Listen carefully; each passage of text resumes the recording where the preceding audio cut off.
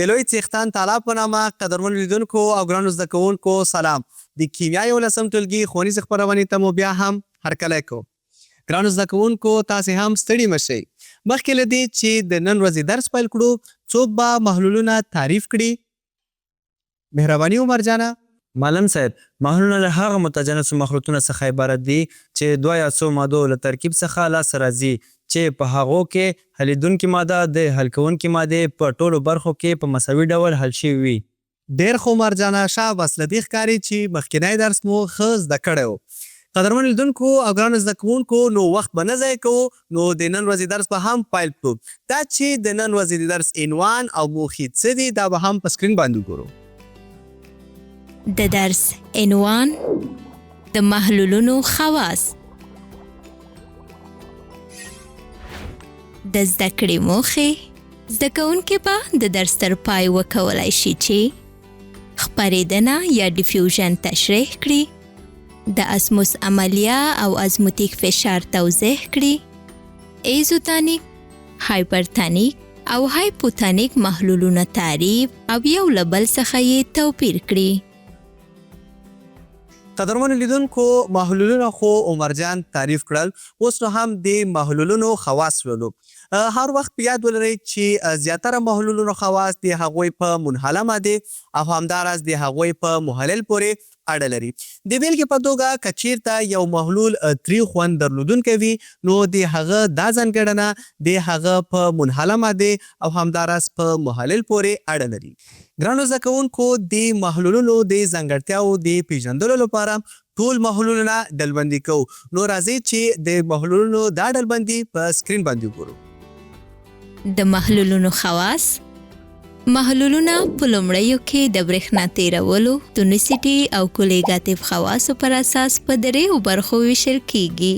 د برېښنا تیرولو پر اساس بیا په دوو برخو ویشل شوي چې یو یې الکترولیت او بل یې غیر الکترولیت محلولونه دي چې الکترولیت محلولونه هم په دوو برخو تقسیم شوي چې یو یې قوي الکترولیت او بل یې کمزوري الکترولیت محلولونه دي. دغه راز محلولونه د تونیسیټي خواصو پر بنسټ بیا په دریو برخو ویشل شوي دي چې عبارت دي له هایپرتانیک، هایپوتانیک او ایزوتانیک محلولونو څخه. خو د محلولونو کولیګاتیف خواص بیا په خپل نوبت سره په څلورو برخو ویشل شوي دي چې له ازموتیک فشار، په محلول کې د محلل د بړاس یا بخار د فشار ښکته کېدو، د محلول د ایشېدو درجې او د محلول د کنګل کېدو له درجې څخه عبارت دي.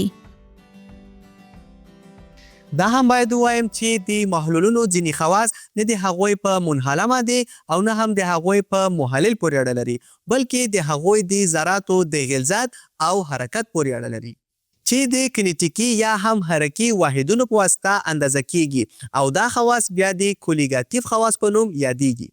ګرانو زده کوونکو، زموږ د نن درس بله برخه د اسموس عملیه او همداراز د ازموتیک فشار په هکله ده. خو مخکې له دې چې په دې موضوعګانو باندې خبرې وکړو، څوک به ماته ووایي چې ډیفیوژن یا هم خپرېدنه څه ته وایي؟ ګرانو زده کوونکو، د اندېښنې وړ خبره نه ده. څنګه مو خوښه ده چې په دې اړه چمتو شوي معلومات په سکرین باندې وګورو؟ ډېر به ښه شي معلم صاحب. درنو لیدونکو او ګرانو زده کوونکو، راځئ چې د ډیفیوژن په اړه چمتو شوي معلومات په سکرین باندې وګورو. خپرېدنه یا ډیفیوژن د ذراتو د حرکت په پایله کې د منحله او حلونکې مادې د غلظت د مساوي کېدلو خپلسری جریان د خپرېدنې یا ډیفیوژن په نوم یادیږي.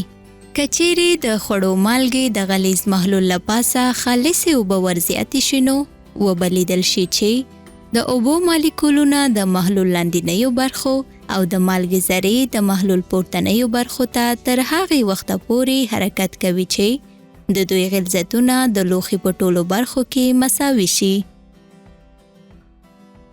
ګرانو زده کوونکو او درنو لیدونکو، د ډیفیوژن د عملیې په اړه د لا ښه پوهاوي په خاطر د بیلګې ته متوجه شئ. دا شکلونه په محلولونو کې د ډیفیوژن عملیه راښيي، لکه څرنګه چې په شکل کې لیدل کیږي. په اوبو کې د پوتاشیم پرمنګنیټ د زیاتولو په پایله کې د هغه محلول لاسته راځي چې سور ارغواني رنګ لري. د انحلالیت د عملیې په پیل کې د نوموړي محلول په ځینو برخو کې رنګ لیدل کیږي، مګر د وخت په تیریدو سره د پوتاشیم پرمنګنیټ مالیکولونه د دغه محلولي سیستم په ټولو برخو کې خپریږي. یاد ولرئ چې هر وخت ډیفیوژن د موادو له زیات غلظت څخه د هغوی د کم غلظت په لور ترسره کیږي. ګرانو زده کوونکو دې ته هم متوجه اوسئ چې د موادو خپرېدنه هم یو له بل څخه توپیر لري. د لویو ذراتو لرونکو موادو د خپرېدو چټکتیا د کوچنیو ذراتو لرونکو د موادو د خپرېدو چټکتیا څخه کمه ده. درنو لیدونکو او ګرانو زده کوونکو د خپرونې په دې برخه کې یو فعالیت غواړو چې ترسره کړو، نو ملتیا مو وکړئ. خو دا فعالیت به تاسې ترسره کوئ. ښه نو ګرانو زده کوونکو، دا چې وخت مو ضایع نه شي، د فعالیت موخه او د فعالیت د ترسره کولو په خاطر کوم توکي او لوازم چې ضرورت لرو هغه به هم په سکرین باندې وګورو.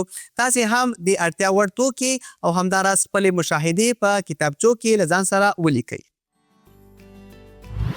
د فعالیت موخه په محلل کې د منحله موادو خپرېدنه او د هغې چټکتیا. کاریدونکي توکي او لوازم: د سلفر پوډر، اوبه، 500 ملي لیتره بیکر، د موادو نیونکي کاشوغه، ساده قیف، د فلټر کاغذ، نیل توتیا یا کافر سلفیټ او خورونکي میله. قدرمن لیدونکو او ګرانو زده کوونکو، لکه څنګه چې تاسې وینئ موږ هم د یاد فعالیت د ترسره کولو په خاطر لابراتوار ته راغلي یو، نو تاسو مو هم ملتیا وکړئ. ښه نو بریال جانه، لومړی تاسو دا 500 ملي لیتره بیکر له اوبو څخه ډک کئ او بیا وروسته له هغې د نیل توتیا او همداراز د سلفر مخلوط ور علاوه کړئ. سمه ده معلم صاحب. لومړی دا بیکر له اوبو ډکوم،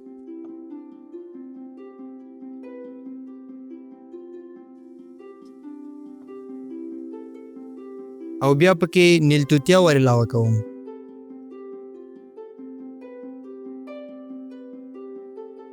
اوس نو نوبت د سلفر پوډر دی، دا هم پکې ور علاوه کوم.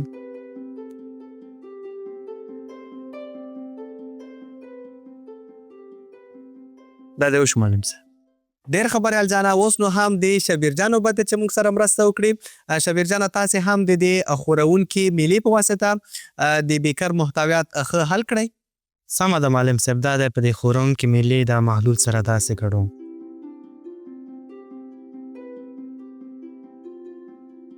معلم صاحب خلاص شو. ډېر ښه شبیر جانه، له تاسو نه ډېره مننه. قدرمن لیدونکو او ګرانو زده کوونکو، دا چې د دې بیکر مواد ښه مخلوط شوي دي، نو اوس به یې هم عمر جان فلټر کړي. سمه ده.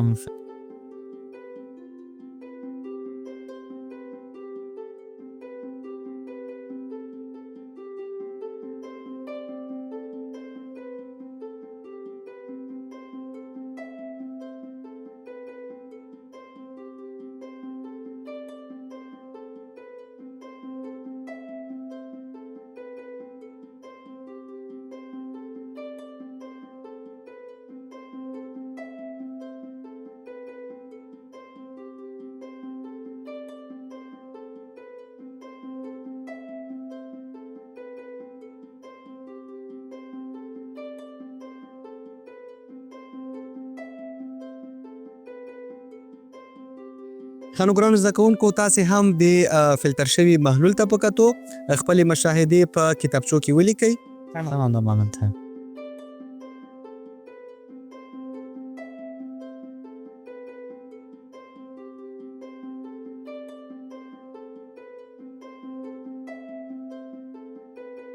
ګرانو زده کوونکو، له تاسو نه ډېره زیاته مننه چې په فعالیت کې مو راسره فعاله ونډه واخیسته.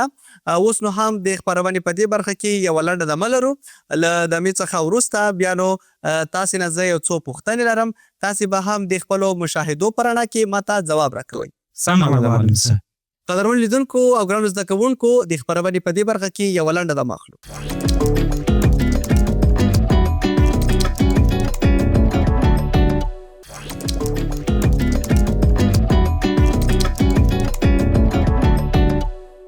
قدرمن لیدونکو او ګرانو زده کوونکو د سلام په وړاندې کولو سره د خپرونې دویم برخې ته بیا هم هرکلی کوم. په تېره برخه کې مونږ د محلولونو خواص ولوستل. اوس نو هم ګرانو زده کوونکو له ژمنې سره سم غواړم چې تاسو نه پوښتنې وپوښتم. نو چمتو یې؟ هو معلم صاحب، پیل به یې کړو. ډېر ښه. نو بریال جان به وایي چې په اوبو کې د مخلوط د کومې برخې چټکتیا زیاته وه؟ معلم صاحب، د کاپر سلفیټ د برخې چټکتیا زیاته وه. ډېر ښه. شاباس بریال جانه. اوس به هم شبیر جان ووایي چې د فلتر د عملیې په واسطه د ذکر شوي محلول د مخلوط کومه برخه جلا شوه؟ د سلفر د پوډرو برخه. آفرین شبیر جانه. اوس به نو هم عمر جان ووایي چې د فلتر د عملیې نه وروسته حاصل شوی محلول د کومو موادو درلودونکی و؟ معلم صاحب، محلول یوازې د کاپر سلفیټ او اوبو لرونکی دی. ګرانو زده کوونکو، له تاسو ټولو ډېره زیاته مننه چې په فعالیت کې مو ډېره ښه ونډه واخیسته. د خپرونې په دې برخه کې به د اسموس عملیې په هکله بحث وکړو. ښه نو دا چې د اسموس عملیې تعریف څه دی، دا به په ګډه په سکرین کې وګورو.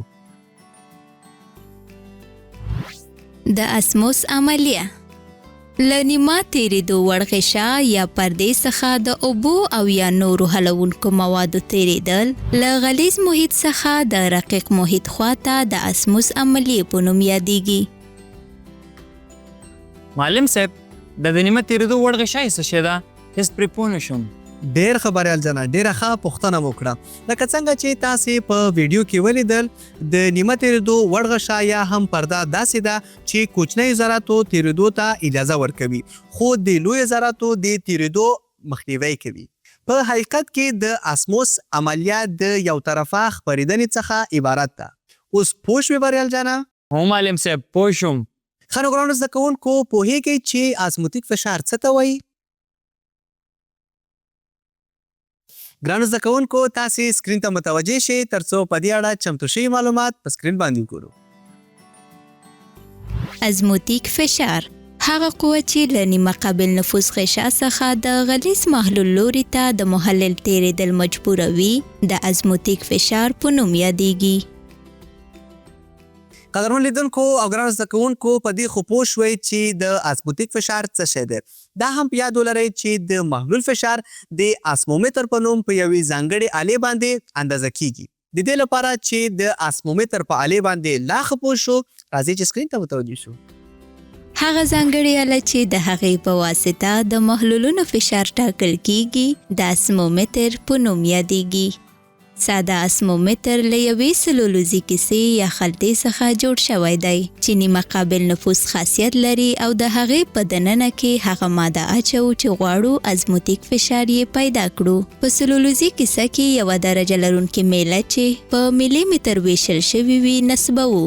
وروسته محلول لرونکې سلولوزي کیسه د اوبو په یو ډک لوښي کې ږدو چې د ازموتیک فشار د توپیر په پایله کې اوبه د نیمه قابل نفوذ پردې له لارې سلولوزي کیسې ته ننوځي چې له کبله یې د سلولوزي کیسې حجم زیاتوالی مومي او له یو څه وخت وروسته د درجه لرونکي نل دننه مایع پورته ځي. ښه نو ګرانو زده کوونکو، تر دې ځایه خو په درس کې کومه ستونزه نه لرئ؟ نه معلم صاحب. ډېر ښه. نو خپل درس ته دوام ورکو.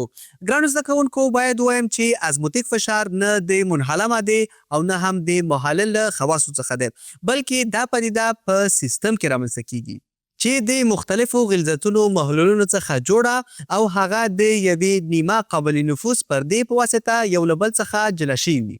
معلم صاحب، د رقیق محلولونو ازموتیک فشار څه ډول محاسبه کوو؟ مننه عمر جانه، ډېره ښه پوښتنه مو کړه.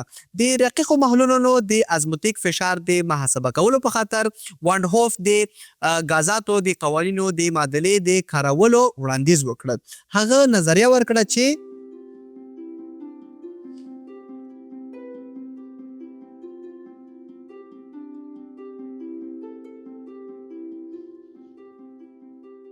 پی وی مساوي کیږي ان آر تی سره. ښه نو که د پی قیمت وغواړو چې پیدا کړو، نو پی به مساوي شي ان پر وی سره، آر ټي هم خپل. ښه نو دا چې ان وی د غلظت یا هم د سی سره مساوي ده، نو پی به مساوي شي له سی آر ټي سره. ښه نو ګرانو زده کوونکو، په دې فرمول کې پی د محلولونو ازموتیک فشار، وی هم د محلول حجم دی، ان هم د منحله مادې د مولونو شمیر دی، دی هم پر محلول وارده شوې تودوخه او همداراز آر هم د غازاتو ثابت دی چې قیمت یې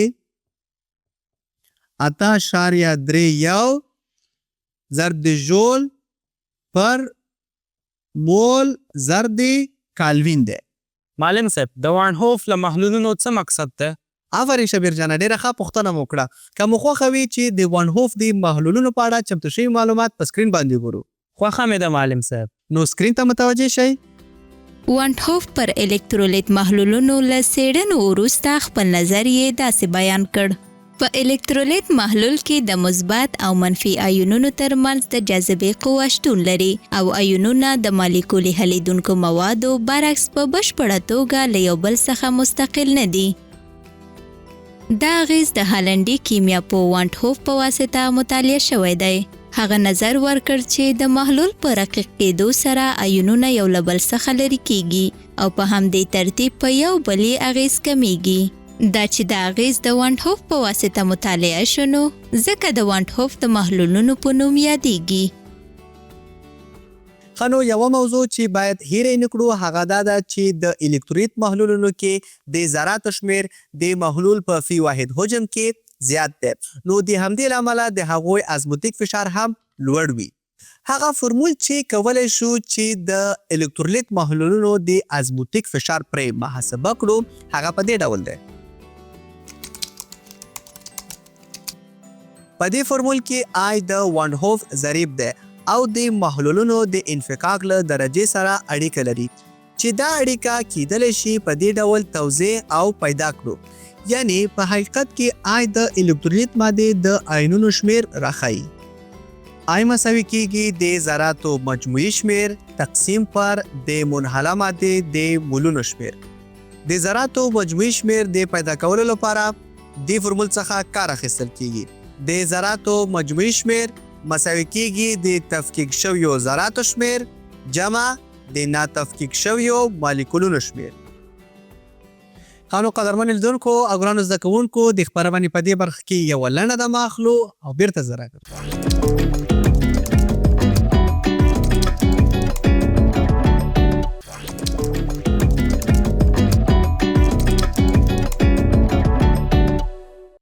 قدرمن لیدونکو او ګرانو زده کوونکو د خپرونې وروستۍ برخې ته هم بیا هم هرکلی کوم. په تېرو دوو برخو کې مونږه د محلولونو خواص، ډیفیوژن، اسموس عملیه او همداراز د ازموتیک فشار او د ازموتیک فشار د اندازه کولو آلې په هکله بشپړ معلومات حاصل کړل. اوس به نو د خپرونې په دې برخه کې د پاتې موضوعاتو په هکله خبرې وکړو. د وینې د پلازما د ازموتیک فشار ثابت له 200 نه تر 800 کیلو پاسکال پورې په انټروال کې قرار لري. د وینې د لوړ فشار له دلایلو څخه یو هم په وینه کې د عضوي مرکبونو او همداراز د مالګو شتون دی. باید ویل شي چې د ازموتیک فشار یوه برخه چې د انکوتیک پرشر په نوم یادیږي د وینې 0.5% جوړوي چې دا مساوي دی له 3.5 کیلو پاسکال څخه تر 3.9 کیلو پاسکال پورې. معلم صاحب دا انکوتیک فشار څه شی دی؟ آفرین عمر جانه ډېره ښه پوښتنه مو وکړه. انکوتیک فشار هغه فشار ته ویل کیږي چې په وینه کې د لویو پروټینونو لکه البومین په واسطه رامنځته کیږي او په رګونو کې د اوبو د پاتې کېدو سبب ګرځي. معلم صاحب کېدلی شي د اسموس عملیه د اهمیت په اړه موږ ته لږ ووایي؟ ولې نه بریال جانه راځئ چې د اسموس عملیې د اهمیت په اړه چمتو شوي معلومات په سکرین باندې ګورو. د اسموس عملیه او اسموتیک فشار د نباتاتو په وده او بقا کې اساسي رول لري. اسموتیک فشار په نباتاتو کې له ریښې څخه تر ساقې پورې له 1 څخه تر 5 میگا پاسکال پورې تغیر کوي. داسې چې په ریښه کې 1 میگا پاسکال او په پاڼه او ګل کې 5 میگا پاسکال وي. خانو ګرانو زده کوونکو د درس تر دې ځایه خو به کومه پوښتنه نه لرئ؟ نه معلم صاحب. ډېر ښه. نو بله موضوع د محلول د ټونیسیټي په نوم ولو. نو ښه متوجه شئ د نیمه قابل نفوذ د پردې څخه د اوبو د حرکت په وجې د یوې حجرې شکل یا هم حجم د تغییر لپاره د محلول توانایي ته یا هم قدرت ته ټونیسیټي ویل کیږي. په یاد ولرئ چې دا مفهوم په اصل کې په یو محلول کې د حل شویو ذراتو لکه د مالګو او همداراز د قندونو د غلظت میزان نسبت حجرې ته په ګوته کوي او په دریو اصلي برخو ویشل شوي دي. ښه نو پوهیږئ چې دا درې اصلي برخې کومې دي؟ مه حیرانېږئ، زه تاسو ته وایم دا درې برخې د ایزوتانیک، هایپرتانیک او همداراز د هایپوتانیک محلولونو څخه عبارت دي چې اوس یې هر یوه په جلا جلا ډول او په تفصیلي توګه لولو. ښه نو دا چې ایزوتانیک محلولونه کوم ډول محلولونه دي دا به په سکرین باندې وګورو. ایزوتانیک محلولونه هغه محلولونه چې د عین غلظت او اسموتیک فشار درلودونکي وي. د یو بل د ایزوتانیک محلولونو په نوم یادیږي. د بیلګې په توګه د سودیم کلوراید 0.9% محلول او د ګلوکوز 15% محلول له وینې سره ایزوتانیک دی. که چیرې په ایزوتانیک محلولونو کې حیواني او یا نباتي حجرې کېښودل شي نو په هغوی کې کوم بدلونونه نه څرګندیږي. نو ګرانو زده کوونکو د ایزوتانیک محلولونو خو مو وپېژندل چې څه ډول محلولونه دي. اوس به هم د هایپرتانیک محلولونو په هکله هم بحث وکړو او چمتو شوي معلومات به هم په سکرین باندې وګورو. هایپرتانیک محلولونه که چیرې د یو محلول غلظت او اسموتیک فشار له سټنډرډ او یا له هغه سره د پرتله شوي محلول څخه زیات وي، دا ډول محلولونه یو له بل سره د هایپرتانیک محلولونو په نوم یادیږي. که چیرې په هایپرتانیک محلولونو کې حیواني او یا نباتي حجرې کېښودل شي نو په دې صورت کې حجرات پوچ کېږي، د هغوی پلازمولایسس صورت نیسي او په پایله کې حجرې وچې او له منځه ځي. معلم صاحب، نو دې ښکاري چې هایپرتانیک محلولونه د نباتات لپاره مضر دي؟ ډېر خو مرجانه لکه څنګه چې تاسې په ګرافیک کې ولیدل، که چیرې حیواني او همداراز نباتي حجرې د هایپرتانیک په محلولونو کې ځای ونیسي نو په دې صورت کې د حجرو داخلي اجزاوې او همداراز مایعات د حجرو د غشا څخه بهر راوځي او د حجرو د وچېدو سبب ګرځي چې بیا حجرې له منځه ځي. اوس نو راځئ چې د هایپوتانیک په هکله چمتو شوي معلومات هم په سکرین باندې وګورو. هایپوتانیک محلولونه هغه محلولونه چې د هغوی غلظت او اسموتیک فشار د سټنډرډ محلولونو په پرتله کم وي. دا ډول محلولونه یو له بل سره د هایپوتانیک محلولونو په نوم یادیږي. کله چې حیواني او یا نباتي حجرات په هایپوتانیک محلولونو کې کېښودل شي، د هغوی د وینې د حجراتو د ویجاړېدو یا هیمولایسس سبب ګرځي. په دې حالت کې حجرې پړسیږي او بالاخره چوي او له منځه ځي. لاندې شکلونه غیر نورمال هیمولایز او پلازمولایز شوي حجرې په ګوته کوي. باید ویل شي چې په طبي عملیاتو کې له څو برخو لرونکو فیزیولوژیکي محلولونو چې ترکیب یې د وینې د پلازما سره یو شان دی، یعنی د ایزوتانیک په حالت کې دی، ترې ګټه اخیستل کیږي. دا ډول محلولونه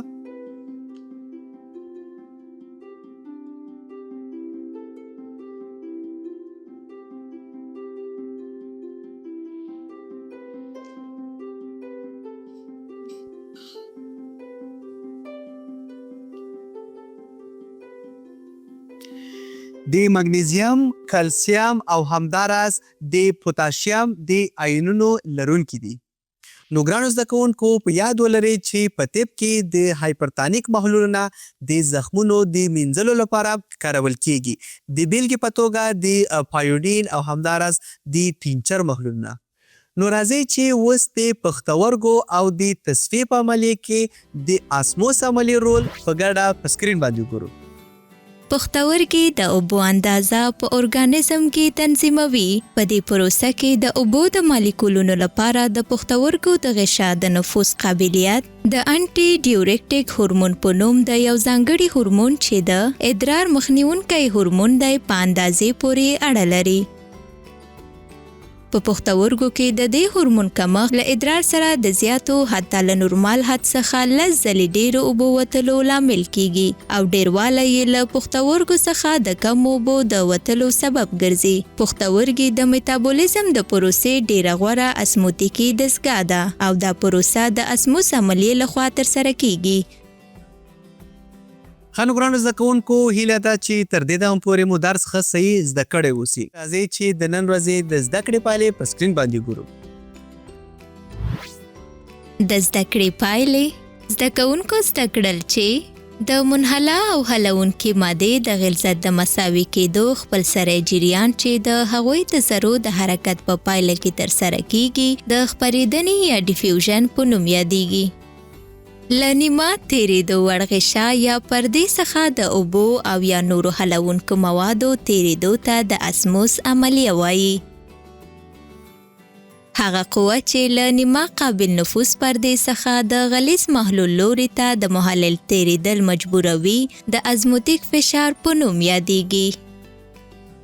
هغه محلولونه چې د عین غلظت او اسموتیک فشار درلودونکي وي د ایزوتانیک محلولونو په نوم یادیږي.